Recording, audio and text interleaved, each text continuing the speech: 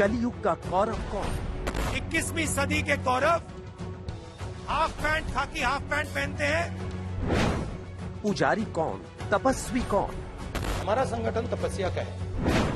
खेल सियासी खिलाड़ी कौन? ये देश तपस्वियों का है, ये देश पुजारियों का नहीं है।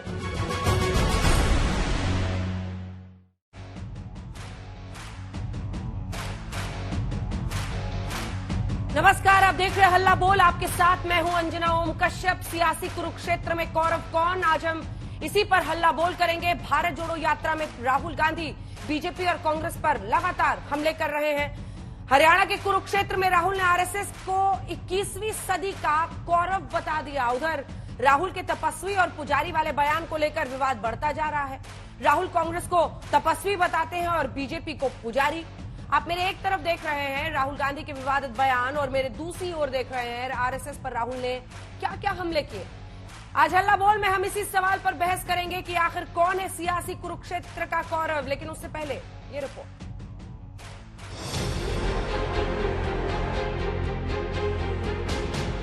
भारत जोड़ो यात्रा के दौरान राहुल गांधी लगातार आरएसएस पे हमले कर रहे हैं।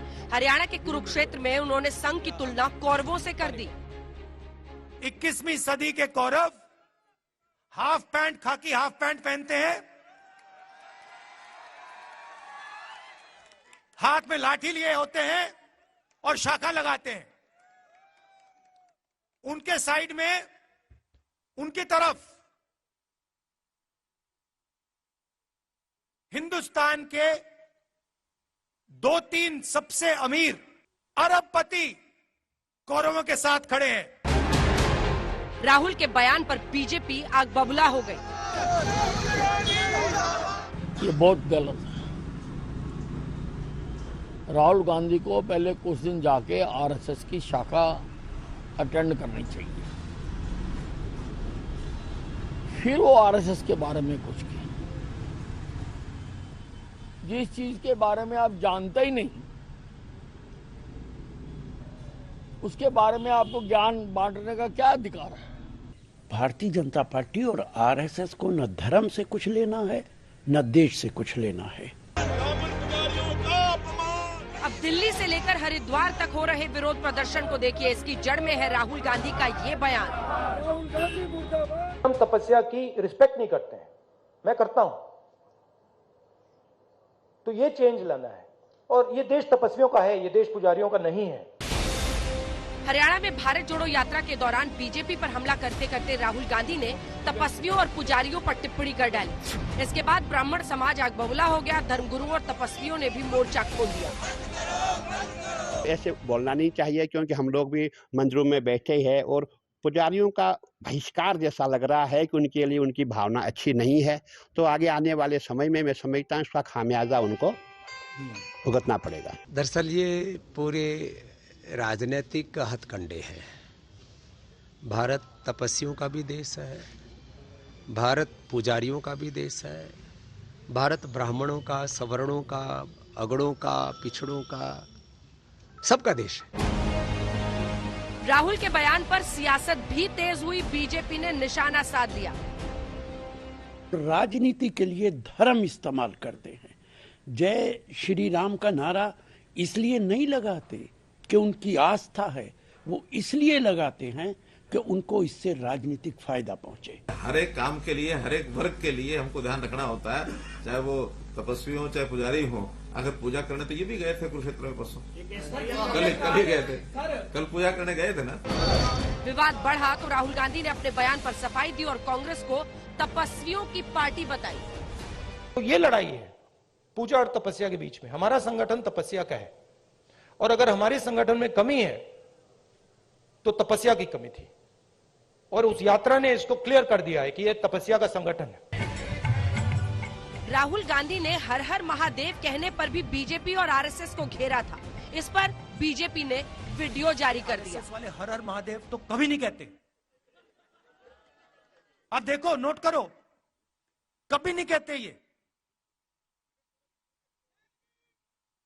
क्यों नहीं कहते? नहीं, मैंने सोचा इसके बारे में, क्यों नहीं कहते? हर हर महादेव क्यों नहीं कहते? नहीं, क्योंकि शिव जी तपस्वी थे। और ये हिंदुस्तान की तपस्या पे आक्रमण कर रहे हैं, इसलिए हर हर महादेव नहीं कह सकते। हर हर महादेव, हर हर महादेव, नमः पार्वती पते। बहरहाल कड़ाके की ठंड में राहुल गांधी के टी शर्ट पहनने पर भी सवाल खड़े हो रहे हैं और उन सवालों का जवाब राहुल पूरे अंदाज में दे रहे हैं। आपने स्वेटर क्यों पहन रखा है? नहीं, इसका कारण ये नहीं है। इसका कारण ये है कि आप सर्दी से डरते हो। इसका कारण नहीं है कि सर्दी है, आप सर्दी से डरते हो। मैं सर्दी से डरता नहीं हूं। ठंड को लेकर राहुल गांधी ने जो कहानी सुनाई और जिस प्रण की बात की, उस पर बीजेपी ने निशाना साधा। परवेश वर्मा ने ट्वीट किया, उन गरीब बच्चों के पास Z+ सिक्योरिटी नहीं होगी, प्राइवेट जेट नहीं होगा, लेटियंस में बंगला नहीं होगा, उन सबको त्यागने के बारे में क्या ख्याल है? राहुल गांधी की भारत जोड़ो हरियाणा से पंजाब में दाखिल हो चुकी है और यहाँ भी विवाद जारी है। आज तक ब्यूरो। सुधांशु त्रिवेदी जी सांसद और राष्ट्रीय प्रवक्ता बीजेपी के हमारे साथ जुड़ रहे हैं। अभय दुबे जी प्रवक्ता कांग्रेस पार्टी के, संगीत रागी जी राजनीतिक विश्लेषक के तौर पर स्टूडियो में जुड़ गए हैं, राशिद किदवई साहब राजनीतिक विश्लेषक के तौर पर हमारे साथ इस चर्चा में शामिल रहेंगे। सबसे पहले मैं आज दुबे जी आपके साथ शुरुआत करना चाहती हूँ। अभय दुबे जी, ये पुजारी तपस्वी तो अब बीजेपी वाले पूछ रहे हैं कि खुद राहुल गांधी भी तो पूजा करने जाते हैं, उन्हीं पुजारियों से पूजा कराते हैं। पुजारियों का देश नहीं है कहने की जरूरत क्या थी? कुरुक्षेत्र पहुंचे तो आरएसएस कौरव लगने लगे। देखिए क्या मतलब है इसका? हाँ अंजना जी, कुरुक्षेत्र की उस पावन भूमि से राहुल गांधी जी ने इस अहंकारी सत्ता को चुनौती दी है और सनातन भारत का इतिहास साक्षी है। अहंकार में तीनों गए, बल बुद्धि और वंश। न मानो तो देख लो कौरव रावण कंस।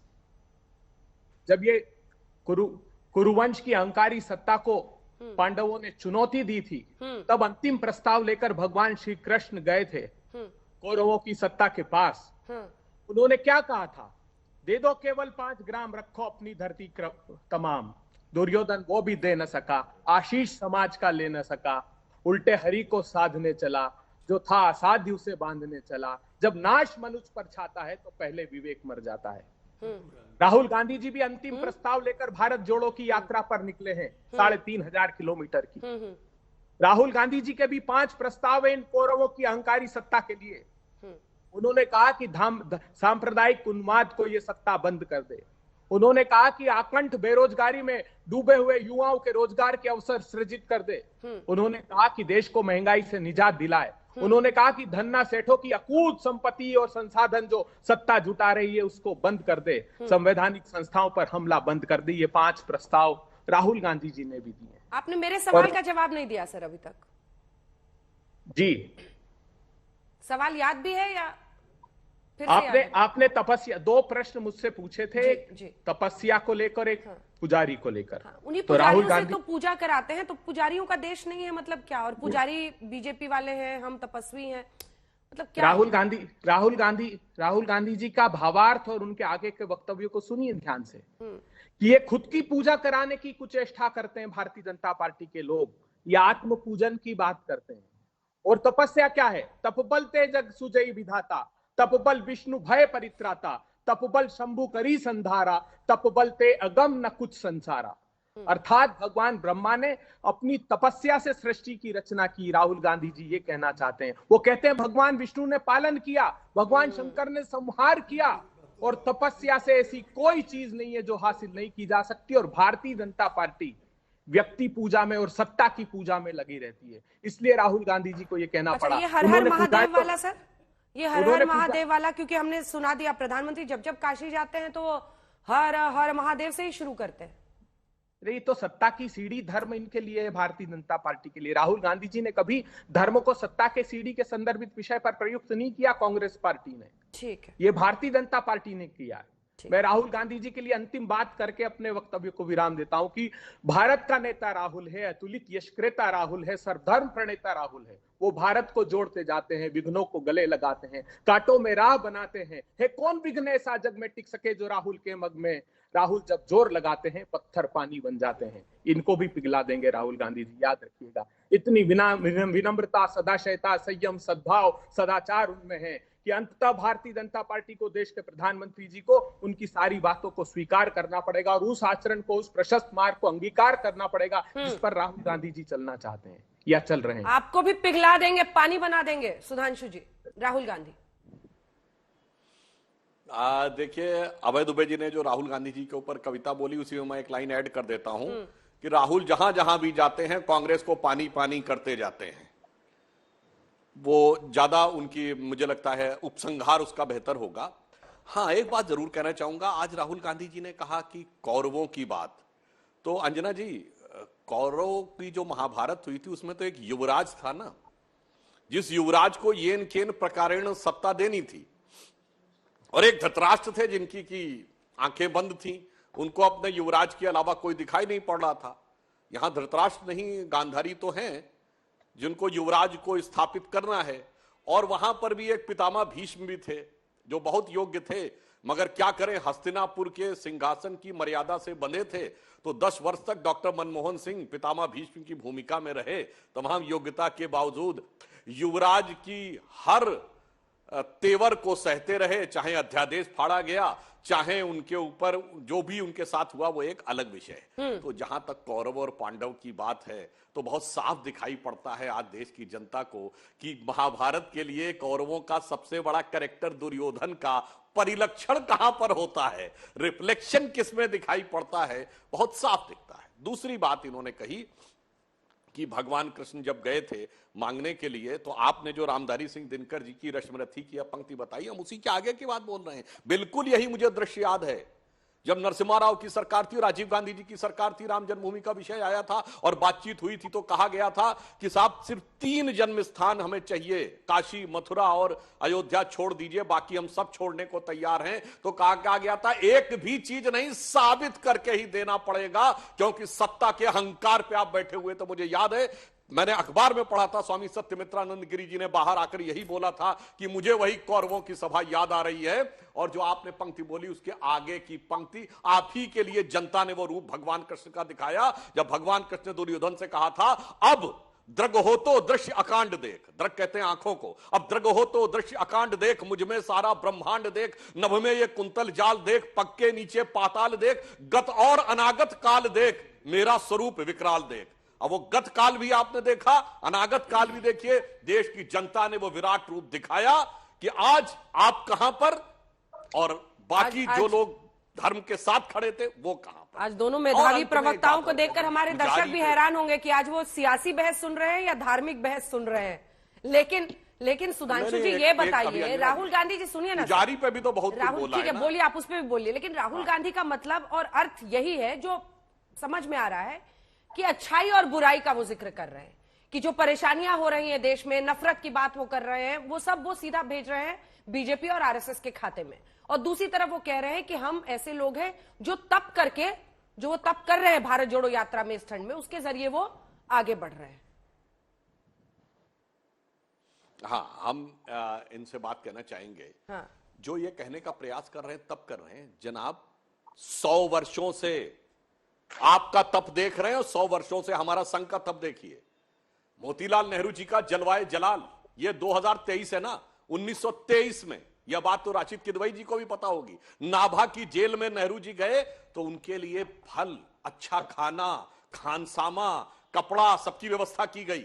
उसके बाद से क्या कहा जाता था, नेहरू जी के कपड़े धुलने जाते थे, कितना बढ़िया तप होता था। पेरिस में कपड़े धुलने जाते थे, कैम्ब्रिज के हर दरवाजे के ऊपर एक एक गाड़ी खड़ी रहती थी। फिर राजीव गांधी जी के जमाने में कितना बढ़िया तप था कि यहां से कॉर्बेट नेशनल पार्क तक वो गाड़ी ड्राइव करने का शौक था, तो सब तरफ ट्रैफिक ब्लॉक कर दिया जाता था। लक्षद्वीप में जाते थे छुट्टियां मनाने के लिए, और यही महान तपस्वी अभी कुछ दिन पहले तक तो हर 6 महीने के बाद छुट्टी मनाने विदेश में जाते थे।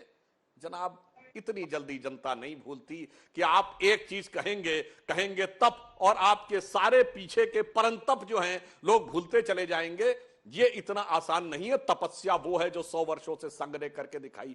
4 पीढ़ी से हजारों हजार लोगों ने अपना घर परिवार छोड़कर, इदम न मम इदम राष्ट्राय स्वाहा, तेरा वैभव अमर रहे मां, हम दिन 4 रहे न रहे कह के अपना सारा जीवन लगाया और भारत की उस जनता को सही दिशा दिखाया। संगीत रागी जी को ध्यान होगा, संघ का एक गीत था जो हम लोगों ने बचपन में गाया है, हम केशव के अनुयायी हैं, हमने तो बढ़ना सीखा है। उसकी एक पंक्ति थी, अंधकार में बंधु भटकते, पंथ बिना व्याकुल दुख सहते, पथ दर्शक दीपक बन तिल तिल, हमने तो जलना सीखा है। चाहे नॉर्थ ईस्ट में आतंकवाद से मुकाबला हो, कश्मीर में मुकाबला हो, नक्सलियों से मुकाबला हो, क्रिश्चियन मिशनरीज की मुकाबला हो, प्राणों की आहुति देके किया, अन्यथा तो आज भारत का सारा ट्राइबल समाज कन्वर्ट हो गया होता, क्या क्या नहीं हो गया होता। श्यामा प्रसाद मुखर्जी जी के बलिदान से लेके आज तक तपस्वियों की परंपरा हमारी तरफ है, और बाकी युवराज बिगड़ा हुआ जिसे सत्ता चाहिए वो आपकी तरफ। ठीक है, थोड़ा सा रुक जाइए अभय जी, एक बार इन दोनों से कमेंट ले लूं, उसके बाद से आप दोनों आपस में भिड़ते रहिएगा। जरा ये बताइए रागी जी पहले से ही हंस रहे हैं।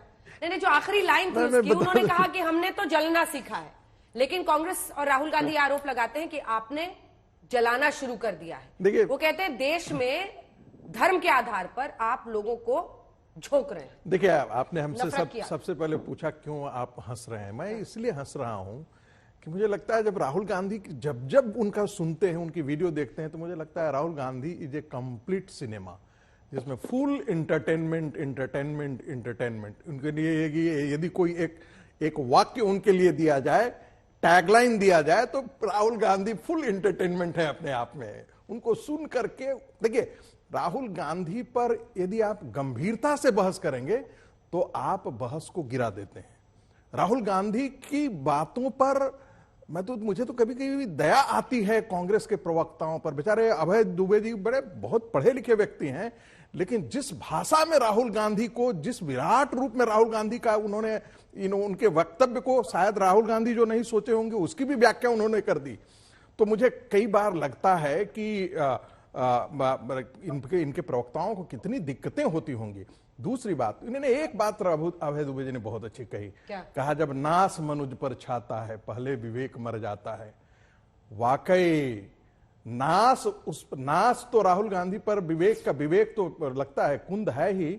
मुझे लगता है जिनके साथ वो लेकर के चलते हैं, जिन वामपंथियों के घेरे में आकर के और एनजीओ के घेरे में आकर के वो रोज राहुल गांधी जो आरएसएस को गाली देते हैं। एक चीज आपको और बता दूं, जो भी पार्टियां, जिन पार्टियों ने राष्ट्रीय स्वयंसेवक संघ को गाली दी है वो राजनीति के हाशिए पर चले गए हैं। इनकी दादी भी राष्ट्रीय स्वयंसेवक संघ को गाली देना बंद कर चुकी थी। एक चीज आपको बता दूं, ये जानकारी के लिए आपको बता दूं, और जब राहुल गांधी और जब कांग्रेस पार्टी राष्ट्रीय स्वयंसेवक संघ को गाली देती है, उन्होंने कहा ना, कोई बुजुर्ग आरएसएस का स्वयंसेवक भी जिन्होंने अपने खाकी निकर को कहीं रख दिया होगा, वो भी ढूंढ करके अगले दिन शाखा में आ जाता है। यानी कि हम उनसे ज्यादा ताकतवर है। और क्या तपस्या है। बनवासी कल्याण आश्रम 44,000 गांवों में काम करती है। कांग्रेस का एक संगठन जरा बताएगा? सेवा भारती जो है मलिन बस्तियों में जाकर के काम करती है, उनके एम्पावरमेंट के लिए काम करती है। कभी इनको पता है? जो एकलव्य विद्यालय चलाते हैं, जहां पर जाकर कोई एक संस्था इस भारत का अंदर किसी भी क्षेत्र से आप ले, कोई ऐसा काम कर, 4.5 लाख से भी ज्यादा सेवा के प्रकल्प चलते हैं, 4.5 लाख से। और उसके बारे में आप क्या क्या, अरे पुजारी को लेकर के, तपस्वी को लेकर के, रामकृष्ण परमहंस क्या थे भाई? वो भी तो पुजारी, माँ काली के पुजारी ही थे। ठीक है, अभय जी इसका जवाब देंगे।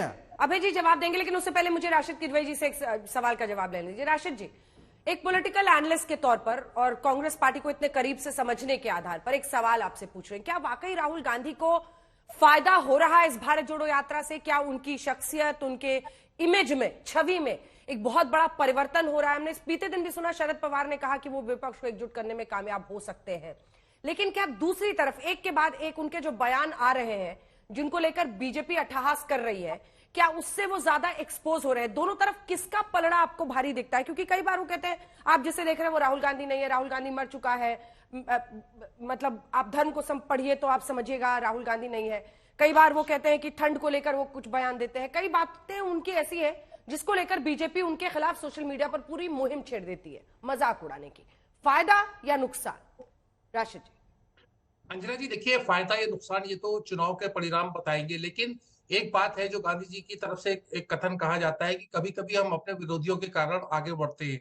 राहुल गांधी ने अपने जो व्यक्तित्व दे रहे हैं, जो बयान कर रहे हैं, उससे एक तरीके से खलबली मची हुई है। आज हम इस बात पे चर्चा कर रहे हैं कि पुजारी कौन और तपस्वी कौन। यही मुझे लगता है कि राहुल गांधी की एक उपलब्धि है कि उन्होंने कांग्रेस में भी, देखिए अंजना जी, एक सोच पैदा हो गई थी कि हमें भाजपा की एक बी टीम बननी है। जिस तरीके से अभी AK एंटोनी ने और पी चिदम्बरम वगैरह ने कहा था, एक सॉफ्ट हिंदुत्व की बात कर रहे थे, या ये होना था कि मेजोरिटी कम्युनिटी का साथ लेके या उनके बिना, उनके प्रभाव के बिना या उनको साधे बिना कांग्रेस का कोई अस्तित्व नहीं है। तो राहुल गांधी एक ऑल्टरनेटिव है। कांग्रेस के लिए भी एक चिंतन और एक गंभीर विषय है कि क्या आस्था को लेकर के इस तरह का पब्लिक डिस्कोर्स होना चाहिए। फायदा नुकसान तो बाद में होगा। मुझे लगता है ये जो खलबली बची है, ये अंजना जी, मुझे लगता है कि राहुल गांधी के एक सियासी तौर पर एक उपलब्धि है कि उसको गंभीरता से ये तमाम मुद्दों के ऊपर चर्चा हो रही है। ये खलबली ही उनकी उपलब्धि है। इस पर सुधांशु जी छोटा सा एक लाइन का सर। देखिए खलबली नहीं है, सिर्फ एक लाइन। राहुल गांधी रोज सुधांशु जी आप जवाब दीजिएगा।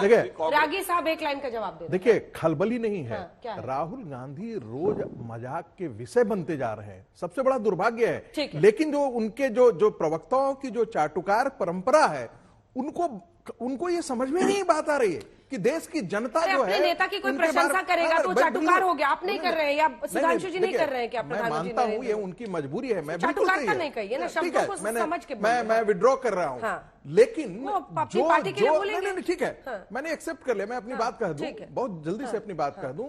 राहुल गांधी जब मुंह खोलते हैं तब तक वो मजाक के विषय बन जाते हैं। वो लगते हैं, जैसे मैंने ऐसे नहीं कहा कि वो एंटरटेनमेंट है। यदि वो प्रेस कॉन्फ्रेंस करें तब भी कोई ऐसी गंभीर बात नहीं करेंगे। जब आपने देखा कि अपने कहा आप शिव जी को पढ़िए, अरे भाई, यानी मुझे लगता है राहुल गांधी वेद पुराण उपनिषद पढ़ करके बैठे हुए हैं क्या? इनसे हिंदू धर्म में आदमी सीखेगा? वो उनको लगता है कि वो जो कह रहे हैं वो बड़ा गंभीर बातें कर रहे हैं, लेकिन वो हंसी के पात्र होते हैं। बीजेपी की खलबली ही उनकी उपलब्धि है। इस पर आपका जवाब। अंजना जी, जहां तक खलबली की बात कही रांची जी, तो मैं राहुल गांधी जी की बात का समर्थन करना चाहता हूं।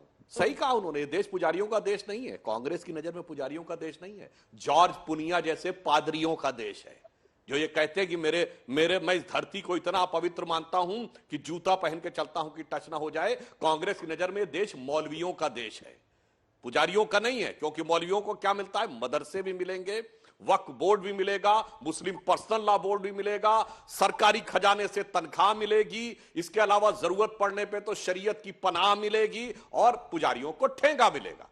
तो उन्होंने अपने हिसाब से राजनीतिक दृष्टि से एक सुविचारित वक्तव्य दिया है, जो उनके उस वोट बैंक के लिए बहुत आवश्यक था। जो एक एंटोनी जी ने कहा था कि अल्पसंख्यक तो हमारे साथ है, तो पहले उसको सेट किया। फिर उसके बाद उन्होंने क्या कहा था एक एंटोनी साहब ने? अब मंदिर भी जाना पड़ेगा, टीका भी लगाना पड़ेगा, तो वो भी करके दिखाना है। और दूसरी बात मैं पूछना चाहता हूं, आज स्वर्ण मंदिर में गए थे, तो स्वर्ण मंदिर तो स्वर्ण मंदिर है ना। मंदिर में अरदास या पूजा करने के लिए जाते हैं, तपस्या करने के लिए जाते हैं? बताइए, तो काहे गए थे फिर वहां? अभय जी, और देखिए, इससे पहले उन्होंने महाआरती भी की है बीते दिन, एक दिन पहले। अंजना जी, वही तो मैं कह रहा हूं ना, समूचे देश को आपके शो के माध्यम से ये बात बता दूं, रोज भारतीय जनता पार्टी का हर प्रवक्ता टेलीविजन पर झूठ बोलता है। इतिहास साक्षी है, कांग्रेस पार्टी की सरकारों ने यह प्रावधान किया था।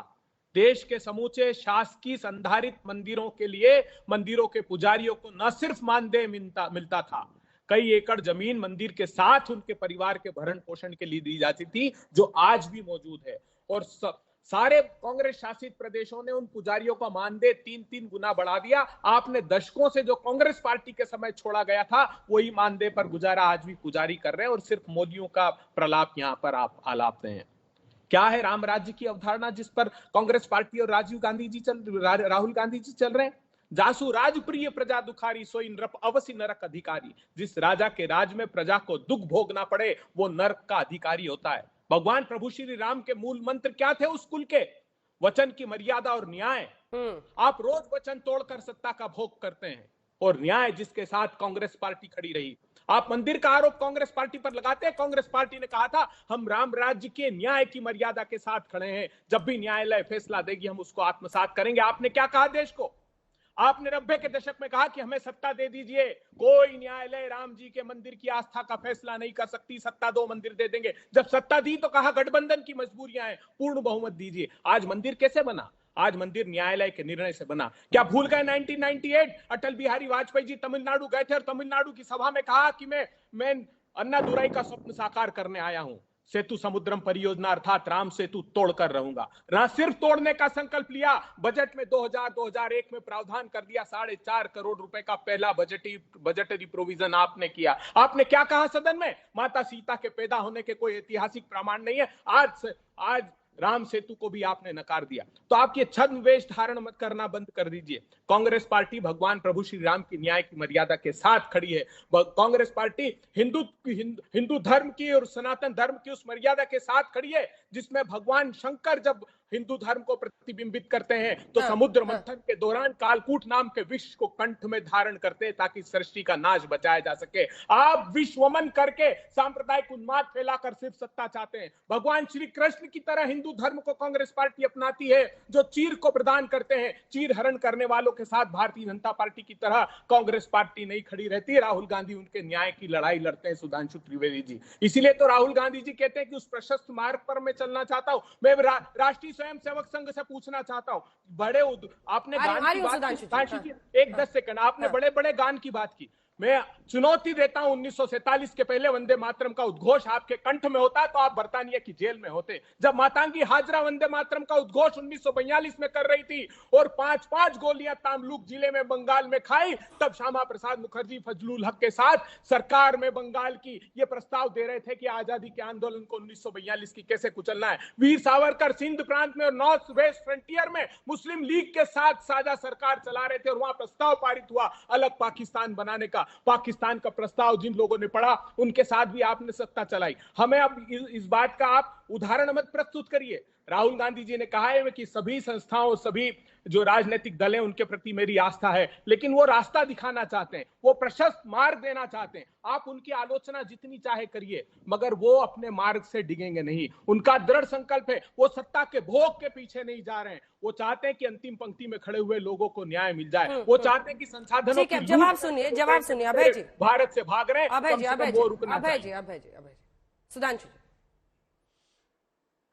इनके से 2 फैक्ट में उत्तर देता हूं। पहले तो कांग्रेस के प्रवक्ता कैसा झूठ बोलते हैं। अरे भाई, जिन मंदिरों को आपने सरकारी संपत्ति बना दिया उनको तो देना ही पड़ेगा ना। पर एक भी मस्जिद है जो सरकारी संपत्ति है? बगैर सरकारी संपत्ति हुए किसी को सरकार से तनख्वाह मिलती हो तो बताइए। वक्फ बोर्ड में आपने मौलवियों को वो पावर दे रखी है कि वो डीएम और एडीएम को सीधे आदेश कर सकते हैं। मैं चुनौती से पूछता हूं, आउट ऑफ गवर्नमेंट सिस्टम कोई ऐसा उदाहरण बताइए जिसमें डिस्ट्रिक्ट मजिस्ट्रेट को सीधा ऑर्डर दे सकता हो। यहां तक कि काजी को क्वासी जुडिशियल अधिकारी, मैं चुनौती से पूछता हूं, किसी पुजारी को अधिकार है क्वासी जुडिशियल ऑर्डर पास करने का, यानी जिसको कहा जाए एक प्रकार से न्यायिक आदेश प्राप्त करने का? किसी को अधिकार है डीएम को देने का, और बगैर सरकार के द्वारा उसके संस्थान का अधिग्रहण किए हुए सरकारी खजाने से सैलरी प्राप्त करने का? फैक्ट ये है। इसलिए यही तो मैं कह रहा हूं, राहुल गांधी जी का जो स्वरूप है वही आप करने। और दूसरा, आपने एक चीज और बोल दी, मैं उस पर भी साफ कर देना चाहता हूं। ये नॉर्थ वेस्ट फ्रंटियर प्रोविंस में कब प्रस्ताव पारित हुआ पाकिस्तान का? 1946 की प्रोविंशियल असेंबली में नॉर्थ वेस्ट फ्रंटियर प्रोविंस में कांग्रेस को मेजॉरिटी मिली थी। खान अब्दुल गफ्फार खान कभी पाकिस्तान में नहीं मिलना चाहते थे। उनका एलानिया बयान है कि कांग्रेस ने हमें भेड़ियों के हाथों में छोड़ दिया। सबसे बड़े नेता फ्रंटियर गांधी खान अब्दुल गफ्फार खान थे। कहां की बात आप कर रहे हैं कि उस नॉर्थ वेस्ट फ्रंटियर प्रोविंस में प्रस्ताव पारित हो गया? देखिए, इसीलिए मैं कह रहा हूं, सच कितना भी हो, आप लोग कितना भी उसको बचाने का प्रयास करें, बचता नहीं है। पर अंजना जी, एक लाइन और कह दूं, इनको बड़ा पुजारी को लेके प्रॉब्लम है और हाफ पैंट को लेके संघ वालों के ऊपर बोल रहे हैं। देखिए, भारतीय राजनीति में कुछ प्रतीक हैं, जैसे हाफ पैंट बोला जाए वेशभूषा का तो सबको समझ में आ जाता किसके लिए बोला जाए, वैसे ही एक और प्रतीक था खद्दर। खद्दरधारी बोला जाए तो सबको समझ में आता था कांग्रेसी के लिए बोला जा रहा है। एक बहुत बड़े अच्छे शायर हुए हैं अयोध्या के, तो फैजाबाद नाम था, रफीक सदानी। उन्होंने एक बड़ी अच्छी लाइन बोली थी कि सारा सांप्रदायिक जो जमाव है वो क्या कांग्रेस के नेता करते थे। उन्होंने एक लाइन कही थी, न तो नमाजी न तो पुजारी, यानी आपका दोनों में से किसी लेना देना नहीं है, न तो नमाजी न तो पुजारी, तुम ही शिकारी तुम ही मदारी, जियो बहादुर खद्दरधारी। ये आपने 50-60 साल जो किया, ये एक सामान्य भाषा में बोलता हुआ कवि ये बता रहा है। और दुर्भाग्य की बात यह है कि अब जो जो देश जागरूक होता चला गया, वो सारी चीजें लोगों के सामने स्पष्ट रूप से आती चली गई। और पुनः मैं कह रहा हूं, जो जो डेमोक्रेसी मैच्योर हुई, जो जो मीडिया स्वतंत्र हुआ, जो जो जुडिशरी स्वतंत्र हुई, जो जो देश में साक्षरता बढ़ी, त्यों तो भारतीय जनता पार्टी का प्रभाव बढ़ा, कांग्रेस का प्रभाव कम होता चला गया। चलिए, इससे पहले कि अभय दुबे जी आप इसका जवाब दीजिए, आइए आपको सुना देते हैं पंजाब पहुंचने पर इस पूरे भारत जोड़ो यात्रा के अकाली दल कैसे हमला बोल रहा है गांधी परिवार पर। सुनिए, फिर चर्चा आगे लिए चले। ਜਿਹੜੇ ਕਾਂਗਰਸੀ ਭੱਜ ਰਾਹੁਲ ਗਾਂਧੀ ਦਾ ਸਵਾਗਤ ਕਰ ਰਹੇ ਨੇ, ਮੈਂ ਤਾਂ ਉਹਨਾਂ ਨੂੰ ਕਹਿੰਦੇ ਕਿ ਪਹਿਲੇ ਆਪ ਦੀ ਜ਼ਮੀਰ ਤੋਂ ਤੁਸੀਂ ਸਵਾਲ ਕਰੋ ਕਿ ਜਿਸ ਗਾਂਧੀ ਖਾਨਦਾਨ ਨੇ ਪੰਜਾਬ ਦੇ ਟੋਟੇ ਟੋਟੇ ਕੀਤੇ, ਟੁਕੜੇ ਟੁਕੜੇ ਪੰਜਾਬ ਕਰਕੇ ਰਾਜਸਥਾਨ, ਹਰਿਆਣਾ, ਹਿਮਾਚਲ ਕੀ ਕੁਝ ਪੰਜਾਬ ਨੂੰ ਕਿੱਥੇ ਕਰਕੇ ਛੱਡਦਾ, ਇਹਦੀ ਜਵਾਹਰ ਲਾਲ ਨਹਿਰੂ ਇਹਦੇ ਪਰਦਾਦੇ ਦੀ ਦੇਣ ਸੀਗੀ। ਇੰਦਰਾ ਗਾਂਧੀ ਨੇ ਜੇ 2 ਵੱਡੇ ਹਮਲੇ ਪੰਜਾਬ ਦੇ ਉੱਤੇ ਹੋਏ ਨੇ, ਸਾਡੇ ਧਾਰਮਿਕ ਸਥਾਨਾਂ ਦੇ ਉੱਤੇ ਹਮਲਾ ਇੰਦਰਾ ਗਾਂਧੀ, ਟੈਂਕਾਂ ਤੋਪਾਂ ਦੇ ਨਾਲ ਦਰਬਾਰ ਸਾਹਿਬ, ਅਕਾਲ ਤਖਤ ਸਾਹਿਬ ਢਹਿ ਢੇਰੀ ਕਰਨ ਵਾਸਤੇ ਕੋਈ ਕਸਰ ਨਹੀਂ ਛੱਡੀ। ਪਿਓ ਇਹਦਾ ਜਿਹਨੇ ਕਤਲੇਆਮ ਕੀਤੇ, ਇਸ ਗਾਂਧੀ ਪਰਿਵਾਰ ਨੇ ਜਿੰਨੀ ਦਹਿਸ਼ਤ ਪੰਜਾਬ ਤੇ ਸਿੱਖਾਂ ਦੇ ਉੱਤੇ, ਇਹਨੂੰ ਅੱਜ ਤਾਈਂ ਇਸ ਪਰਿਵਾਰ ਨੇ ਮਾਫੀ नहीं ਮੰਗੀ। इसका अभय दुबे जी इसका भी जवाब दीजिए, क्योंकि वो सीधे सीधे गांधी परिवार को जिम्मेदार मान रही है। पंजाब के जो भी इतिहास है सब कुछ लेकर उन्होंने बहुत सारे प्रश्न खड़े किए हैं। अंजना जी देखिए, दोनों बातों का, सुधांशु जी भी और उनका भी, इतिहास साक्षी है। कांग्रेस पार्टी के नेताओं ने सत्ता की अपेक्षा देश आगे रखा है। सबसे पहली शहादत महात्मा गांधी की हुई।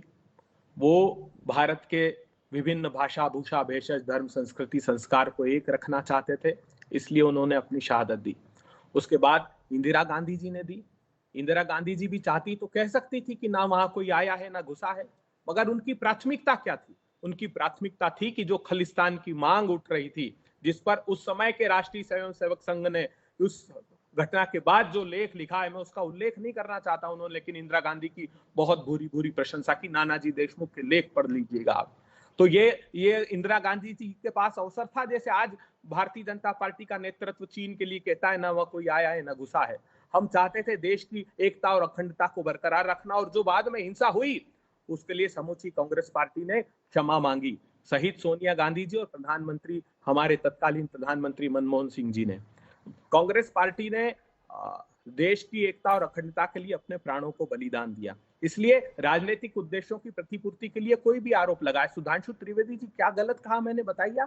1943 का वो इतिहास उठाकर देख लीजिए। वीर सावरकर जी ने मुस्लिम लीग के साथ सरकार नहीं बनाई, और क्या था, हमारी सरकारें बनी थी 39 के समय में, सारे दौर में, लेकिन हमने बरतानिया हुकूमत के खिलाफ शंखनाद किया और सारी सत्ताओं को त्याग दिया। उसके बाद आप लोगों ने फजलुल हक के साथ सरकार बनाई, जो पहले मुस्लिम लीग के साथ थे। उसके बाद उन्होंने अपनी प्रजा पार्टी बना ली थी, और सावरकर जी ने मुस्लिम लीग के साथ दोनों प्रांतों में सरकार बनाई। उतना तो ठीक है साहब, 2012 में भी आपने सरकार यहाँ स्थानीय निकाय की नागपुर में मुस्लिम लीग के साथ बनाई, और यहाँ उदाहरण देते, हमको पाठ पढ़ाते हैं हिंदू धर्म का। क्या ये सही नहीं है कि सैफुल्लाह फारूक, दुर्दांत आतंकवादी कश्मीर का, कश्मीरी पंडितों का हत्यारा, जिसको सजा हुई 10 साल की, उसको आपने कश्मीर में वार्ड नंबर 33 से टिकट दिया।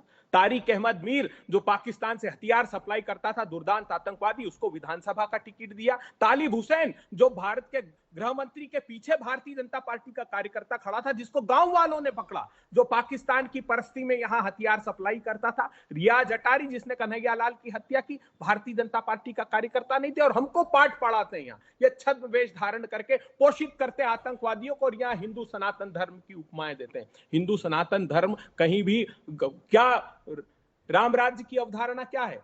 देहिक भौतिक देविक तापा, राम राज नहीं कहूं बियापा, सब नर करही परस्पर प्रीति, चली सर्वधर्म सुरत श्रुत नीति। अर्थात सभी लोगों में कोई बीमारी, कोई रोग नहीं था, सभी लोग अपने अपने धर्म का पालन करते थे, और आपस में वैमनस्य रहित समाज में जिस प्रकार रहा जाता रहते थे। मुझे आज दुख हुआ, संगीत रागी जी ने कहा वनवासी। वनवासी कैसे साहब?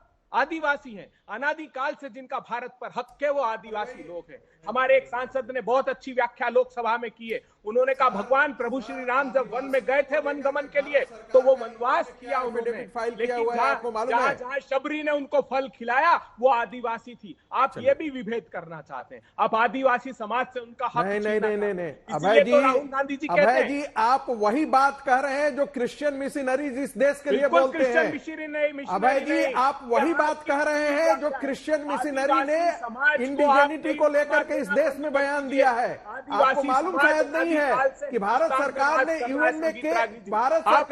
यूएन में एफिडेविट फाइल कर रखा है। ठीक है, आपकी बात, चूंकि आपने उन पे स्पेशली कमेंट किया है। अभय जी प्लीज देखिए, इनको शायद नहीं मालूम है, क्रिश्चियन मिशनरीज ने 1993 में ये चलाया था कि जो मिशनरी, ये जो आदिवासी हैं, ये मूल यहाँ के भारत के मूल निवासी हैं, बाकी सब तो बाहर से आए थे।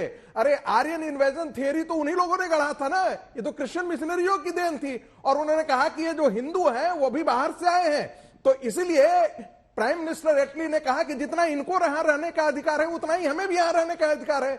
जैसे इस्लाम के मानने वाले बाहर से आए, जैसे हिंदू बाहर से आए, वैसे हम भी बाहर से आए और हमें भी उतना ही है। और यही इसी अभियान को क्रिश्चियन मिशनरीज ने इंडिजिनिटी को लेकर के कहा था। और आपको मालूम नहीं, ये कांग्रेस की ही सरकार है जिसने कहा था कि इंडिजिनिटी, भारत के सारे लोग जो हैं वो मूल निवासी हैं, ये हमारा नहीं है, ये आप ही के कांग्रेस की सरकार की ये तो हमने कब इनकार दिया हुआ है। इसलिए हम कुछ गलत नहीं बोल रहे हैं। आप ऐसी बयानबाजी कर रहे हैं यानी कि बाकी जो वहां के आदिवासी हैं वही मूल निवासी और बाकी सब हम लोग तो सब बाहर से आए थे। अरे आर्यन इन्वेजन थियरी बहुत पहले खत्म हो चुकी है साहब, आर्यन माइग्रेशन थियरी भी पहले इसको डंप कर दिया गया है।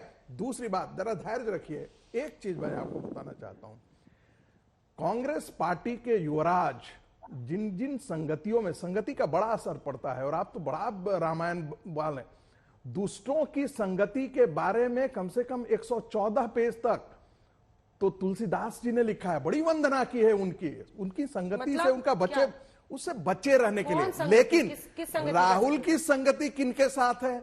जेएनयू ब्रिगेड के साथ है, मेधा पाटकर के साथ है, टुकड़े टुकड़े गैंग के साथ है। और उनको यह सीख दी गई है कि देखिए आपका एक मुसलमानों का बड़ा वोट बैंक जो बड़ा वोट बैंक था वो आपसे बिखर गया है, दलित एक तरफ बिखर गए हैं, तो आप लाएंगे कैसे? मुसलमानों का वोट जो 18% के आसपास का है वो कैसे आपके पास आएगा? उनको लाने के लिए वो पूजा कर रहे हैं हर जगह, उनको लाने के लिए वो आरती कर रहे हैं हर जगह। देखिए वो तो उनका छद्म रूप है, वो तो छद्म रूप है। यदि इतना इनको भारत जोड़ने में, इमरान आप जो है, जो कहता है कि नरेंद्र मोदी को गले काट दो, टुकड़े टुकड़े कर दो, और आपको उत्तर प्रदेश में आप उसको चुनाव का इंचार्ज बना देते हैं।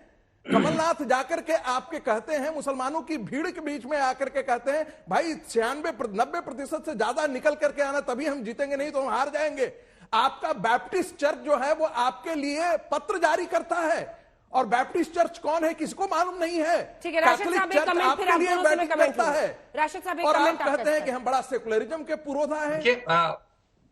अंजना जी देखिए, अब जब राजनीतिक दलों की बात करते हैं तो थोड़ा सा एक चीज का हमें ख्याल रखना चाहिए कि उनमें कॉमन सेंस होता है, हारे जीते जो भी है उन्हें पता होता है। अगर हम 80-20 की बात करते हैं तो कोई भी राजनीतिक दल इतना मूर्ख और बेवकूफ नहीं होगा कि वो केवल 20% जो वोट है, जो जिसको अगर हम माइनॉरिटीज के वोट कहते हैं, उसी की तरफ पूरा ध्यान लगाए और 80% वोट को नजरअंदाज कर दे। कांग्रेस के अंदर और बाहर दोनों तरफ इस बात की पूरी एक कश्मकश है और प्रयास किए जा रहे हैं कि बहुसंख्यक समाज को अपनी तरफ खींचा जाए। वो उस प्रयास में कितने सफल हो गए असफल हो गए आने वाला समय बताएगा, लेकिन ये बातें कहना मुझे लगता है कि अनुचित है। देखिए, धर्म और आस्था और राजनीति का जो जोड़ है उसको लेके बहुत सारी हमारे देश में पॉइंट ऑफ व्यू है, उसका सब चीजों का हम यहाँ पर अभी उल्लेख नहीं कर सकते। लेकिन मुझे लगता है कि लोकतंत्र में हर आदमी, हर राजनीतिक दल, हर शख्सियत स्वतंत्र है कि वो अपना रास्ता कैसे चुनना चाहता है और उस पर कैसे जाना चाहता है वो उस करे, और जनता जो है वो फैसला देती है कि वो उस चीज को पसंद करती है या नापसंद करती है। ठीक है, अभय जी आप जवाब एक दे दीजिए, उसके बाद से सुधांशु जी आपसे कमेंट लूंगी, क्योंकि आरपी सिंह जो बीजेपी के राष्ट्रीय प्रवक्ता हैं और पंजाब से नेता आते हैं, उन्होंने अभी ट्वीट किया है, काश राहुल गांधी अकाल तख्त पर जाकर अपने पिता और कांग्रेस द्वारा किए गए सिखों के कत्लेआम की माफी मांगते और जत्थेदार अकाल तख्त साहिब से इन दुष्कर्मों के लिए सजा लगवाते। अब देखिए ये एक अलग टोन अब पंजाब में उठाया जा रहा है। अभय जी। नहीं देखिए अंजना जी, हमने तो विनम्रता से उस घटना के लिए क्षमा याचना की है, इसमें कोई संदेह नहीं, मगर हम अपने प्राणों को आहूत करके भी भारत की एकता और अखंडता को बरकरार रखेंगे। आजादी के पहले भी रखा और आजादी के बाद भी रखेंगे। मैं थोड़ा सा संगीत रागी जी को ठीक कर दूं, मैंने कहा उठाया मूल निवासी का प्रश्न। हमने तो सिर्फ आदिवासियों की पहचान के संदर्भित विषय पर बात की, जिसको राष्ट्रीय स्वयंसेवक संघ नहीं स्वीकारता। क्या आपने अपने गुरु गोलवलकर जी ने अपनी पुस्तक में नहीं लिखा? वो सिखों के पृथक अस्तित्व को नहीं मानते, वो लिंगायत समाज के पृथक अस्तित्व को नहीं मानते, वो किसी धर्म के पृथक अस्तित्व को नहीं मानते। भारत का संविधान सबको आजादी देता है अपने अपने धर्म के अनुसार उसके आचरण की। इसलिए आप संविधान से ऊपर उठकर ये बात मत कीजिए। मैं राशिद साहब को भी एक बात कहना चाहता हूँ, ये कांग्रेस पार्टी ही है जिसने कभी भी भारत के बहुलतावाद से समझौता नहीं किया। राशिद जी, हम चाहते हैं कि बहुलतावाद के वृक्ष के नीचे आपको मालूम है ना कि मिजोरम में राजीव गांधी, स्वर्गीय राजीव गांधी जब चुनाव कर लिए गए थे तो उन्होंने कहा था कि हम मिजोरम में जीत करके आएंगे तो बाइबिल के अनुसार शासन चलाएंगे। हमारी सत्ता धूरी नहीं है राशिद साहब, हमारी धूरी है कि इस देश का बहुलतावाद, इस देश का सांप्रदायिक सद्भाव, इस देश का विकास और तरक्की बरकरार है। नहीं तो हम भी समझौता कर सकते थे इन मूल्यों के साथ। सत्ता के लिए हमने समझौता नहीं किया। क्या सत्ता के लिए? खालिस्तान आंदोलन को, खालिस्तान को खड़ा किसने किया? श्रीमती गांधी ने खालिस्तान को खड़ा किया था। भिंडरेवाला को खड़ा किसने किया था? श्रीमती गांधी ने खड़ा किया था।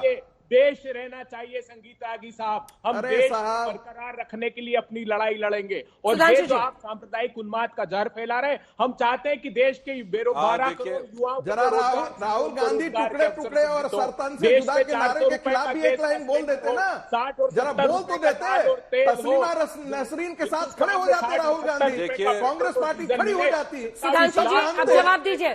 सुधांशु जी वो कह रहे हैं, अभय जी कह रहे हैं कि कांग्रेस भारत की बहुलता का प्रतीक है। एक सेकंड कांग्रेस भारत के बहुलता का प्रतीक है।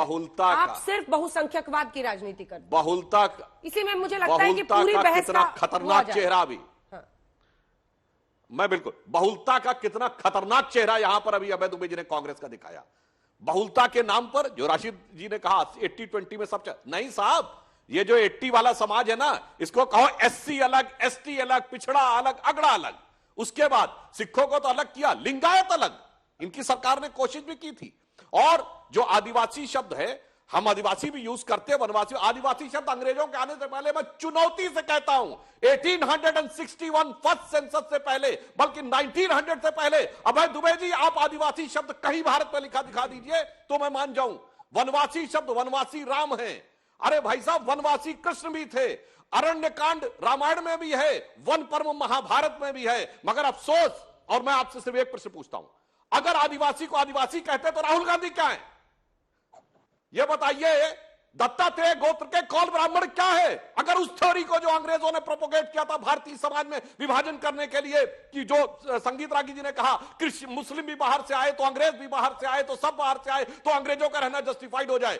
अभय दुबे जी जवाब दीजिए, अगर आदिवासी शब्द पे कांग्रेस बोलती है तो राहुल गांधी क्या है, विदेशी है कि नहीं? अभय जी बस जवाब दे दीजिए। हम तो मानते हैं सब स्वदेशी हैं, आदिवासी नहीं, इस देश में अनादिवासी है सब।